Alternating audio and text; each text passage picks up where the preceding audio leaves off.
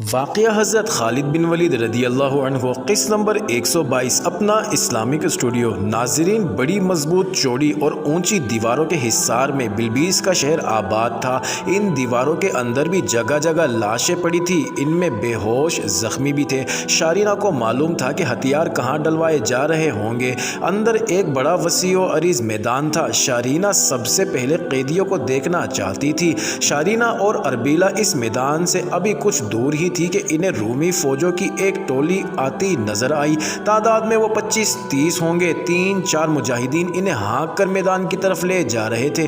یہ ٹولی ان دونوں کے قریب سے گزری تو اچانک اربیلا چلائی، روباش! وہ اس ٹولی کی طرف دوڑ پڑی تھی۔ شارینہ بھی اس کے پیچھے پیچھے دوڑی۔ روباش نے اربیلا کو دیکھا تو ٹولی سے نکل آیا۔ اوئے رومی! ایک مجاہد نے روباش کو ڈانٹ کر کہا، کدھر چل پڑے؟ اپنے ساتھیوں کے ساتھ رہو، تم قیدی ہو۔ اگر یہ مجاہد روباش کو دھکیل کر پھر ٹولی میں شامل نہ کر دیتا تو روباش کو پتہ ہی نہ چلتا کہ مجاہد نے کیا کہا تھا، کیونکہ مجاہد عربی بول رہا تھا اور روباش یہ زبان نہیں سمجھتا تھا۔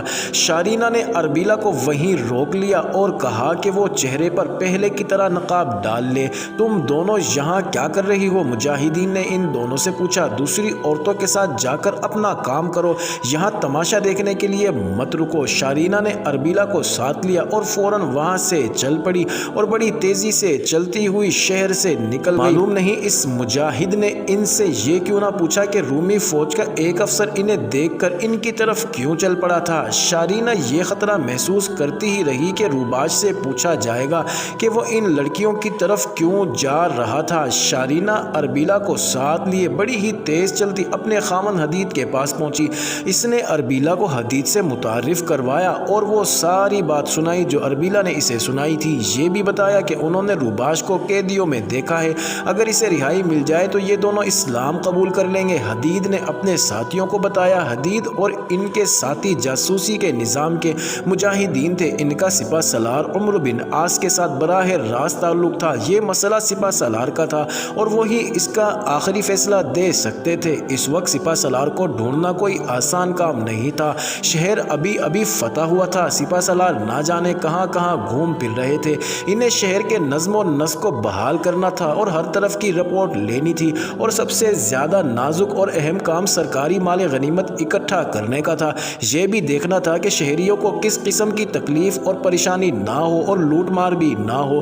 مجاہدین تو لوٹ مار کو گناہ سمجھتے تھے، لیکن ان کے ساتھ مصری بدو تھے جو اس افراتفری اور نفسا نفسی میں اسلامی اصولوں کی خلاف ورزی کا موقع نکال سکتے تھے۔ ناظرین، حدید شارینہ اور اربیلا کو ساتھ لیے سپہ سالار کی تلاش میں چل پڑا۔ تلاش بسیار کے بعد سپہ سالار مل گئے، لیکن ایسی حالت میں کہ وہ شہر کے چند ایک سرکردہ افراد اور اپنے 2 نائب سالاروں کے ساتھ مصروف تھے۔ انتظار میں مغرب کی نماز کا وقت ہو گیا۔ وہاں کوئی مسجد تو تھی نہیں۔ ایک مجاہد نے باہر کھڑے ہو کر آذان دی اور وہیں سب باجماعت نماز کے لیے اکٹھا ہو گئے۔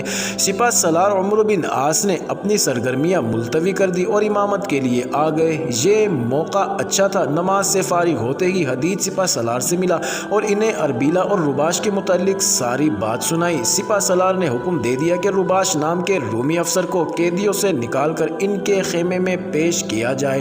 عمرو بن عاص نماز کے بعد بہت دیر اپنے خیمے میں آئے تو روباش وہاں موجود تھا۔ حدید، شارینہ اور اربیلا بھی تھے۔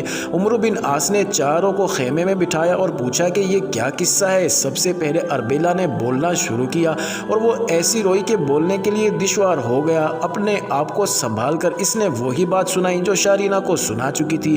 اب تم کیا چاہتی ہو؟ عمرو بن عاص نے پوچھا۔ اس سوال کا جواب مجھ سے سنیں، روباش نے کہا۔ اگر آپ یہ سمجھتے ہیں کہ میں مظلوم انسان ہوں اور مجھے رہائی چاہیے تو یہ ٹھیک نہیں ہوگا۔ میں اس ملک میں واپس نہیں جانا چاہتا جس ملک میں کسی کی عزت اور آبرو کی محفوظ نہ ہو اور ایک جرنیل اپنا قانون چلاتا پھرے۔ ہرکل وہ بادشاہ ہے جس نے اپنا ہی مذہب رائج کر دیا اور بزور شمشیر لوگوں کو اپنے مذہب میں لا رہا ہے۔ میں نے مسلمانوں کے متعلق بہت کچھ سنا ہے۔ اگر یہ سب صحیح ہے تو میں آپ کا مذہب اختیار کرنا چاہتا ہوں۔ اربیلا کی بھی یہی خواہش ہے۔ میں تجربے کار فوجی افسر ہوں، میری خدمات آپ کو مایوس نہیں کریں گی۔ اگر آپ نے مجھے قید میں ہی رکھنا ہے تو سوچ لیں کہ آپ ایک قیمتی انسان کو ضائع کر رہے ہیں۔ میں عیسائی ہوں لیکن رومی حکمرانوں سے انتقام لینے کو بے تاب ہوں۔